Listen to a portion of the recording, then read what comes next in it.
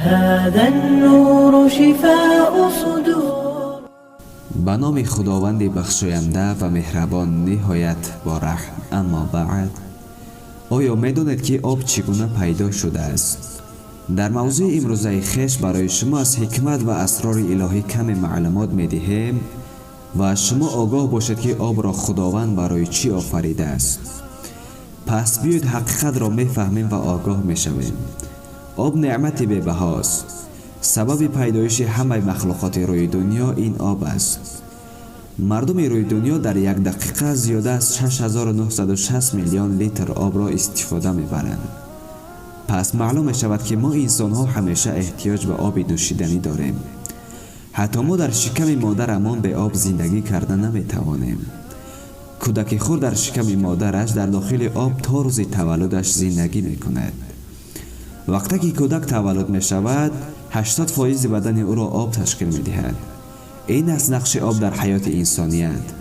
آب منبع حیات است. آیا این سخن در قرآن آمده است؟ و آیا این سخن حقیقت دارد؟ البته حقیقت دارد. زیرا خداوند در قرآن در سوره فرقان آیت 54 می فرماید خداوند خلق را یعنی انسان ها را از آب آفرید. پس ما فهمیدیم که خداوند انسان را از یک قطره آب به دنیا آورد و از یک قطره آب هم مرد و هم زن را آفرید. خداوند در دیگر جای قرآن فرماید خداوند تمام اشیای دنیا را از آب خلق کرد. پس معلوم می شود که آب منبع یعنی سرچشمه حیات بوده است.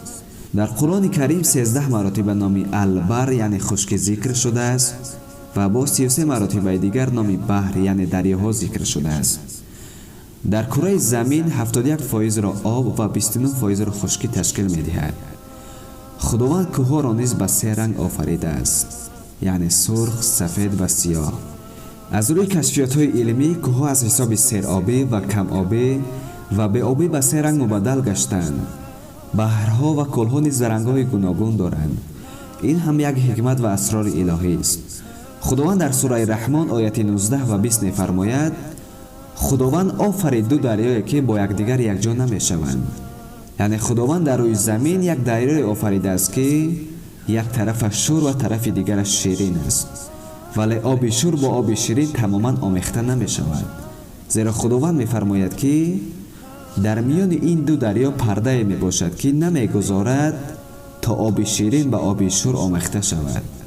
حتی می گوید ماهی هایی که در دریا زندگی می کنند به آب شور نمی روند و ماهی های آب شیرین به طرف آب شور نمی گذارند. زیرا این قانون الهی است و چیزی که او بخواهد پس همان طور می شود. حتی خداوند در روی زمین بحرها را نیز رنگارنگ آفریده است، به مثل بحر سیاه، بحر سفید و بحر سرخ. خداوند درباره این دریا در سوره فرقان آیت 53 بیان کرده است. اگر خواهید مراجعت کنید. باز یک چیز عجیب دیگر در عالم آب این است که کشتی های کلان و وزنی در بالای آب حرکت می کنند ولی زیر آب نمی شوند.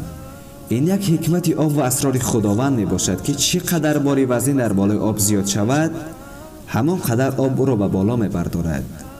حتی خداوند در قرآن فرماید می‌بینیم که کشتی‌ها در بالای آب چگونه حرکت می‌کنند. پس معلوم می‌شود که خداوند درباره کشتی‌ها به ما نیز خبر داده است. البته خداوند درباره تمام مخلوقات موجودات روی عالم خبر داده است. خدا نگهبان شما باشد دوستان عزیز.